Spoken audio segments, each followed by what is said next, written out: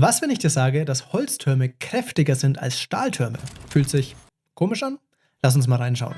Und damit willkommen zu deinem Gegengift gegen Panik und lähmende Schlagzeilen. Hier kommt dein dritter Happen Hoffnung in deutlich unter 2 Minuten. So sieht ein aktuelles Windrad an Land aus. Mit so einem können rund 3000 Haushalte mit Strom versorgt werden. Aber natürlich wächst so ein Windrad auch nicht von selbst, sondern besteht aus einem Haufen Stahl. Und Stahl, hatten wir hier auf dem Kanal ja schon mal, kommt mit ordentlich Emissionen daher. Ein klassisches Windrad kommt auf ungefähr so viel Emissionen. Jetzt wurde letztes Jahr in Schweden das erste 2 Megawatt Windrad aufgestellt mit einem Turm aus Holz. Das erzeugt bei der Produktion laut Fraunhofer WKI rund 90% weniger CO2. Aber das Holz im Turm ist ja auch gebundenes CO2. Laut dem Hersteller Modvion soll die ganze Windkraftanlage schon bei seiner Errichtung CO2-negativ sein. Und das ist nur die Bilanz, bevor sich das Windrad das erste Mal dreht und ab da Fossilstrom ersetzt. Aber ich sehe schon eure fragenden Gesichter. Was ist mit Stabilität, Feuer? Haben wir überhaupt genug Holz? Und wir kommen dahin. Aber damit ihr euch das erstmal vorstellen könnt.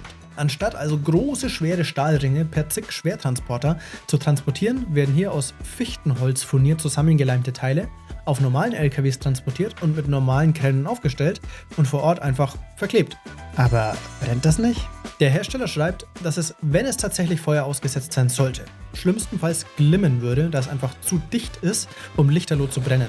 Und das könnte man wohl gut kontrollieren. Im Vergleich dazu würde ein Stahlturm bei höheren Temperaturen weich werden und dann, Aber haben wir genug Holz? So viel Fichtenholz holen wir gerade aus deutschen Wäldern.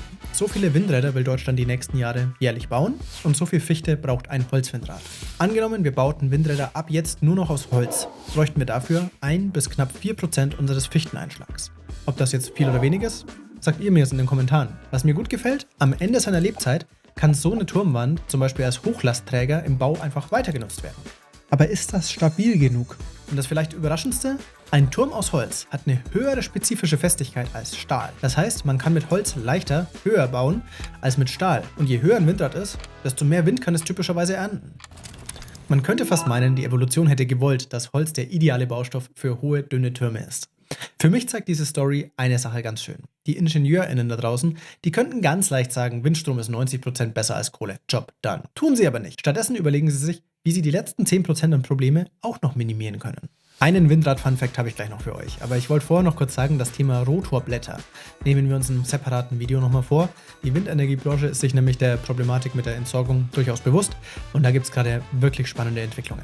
Ich möchte aber erst darüber sprechen, wenn es hier was Handfestes gibt, das über dem Entwicklungsstadium hinaus ist. Wenn du das nicht verpassen willst und diesen Kanal rund um optimistische Geschichten zu Klima und einer lebenswerten Welt unterstützen möchtest, ein Abo hilft wirklich. Jetzt der Fun-Fact: Wusstest du, dass die meisten Windräder wahrscheinlich eine bessere Internetanbindung haben als du? Viele Windräder haben nämlich 2 unabhängige Glasfaseranschlüsse. Das weiß ich, weil ich mir das angeschaut habe. In Paderborn hat sich ein Unternehmen nämlich überlegt, warum bauen wir da eigentlich keine Rechenzentren rein? Da ist ja alles da, was man braucht. Wie das war?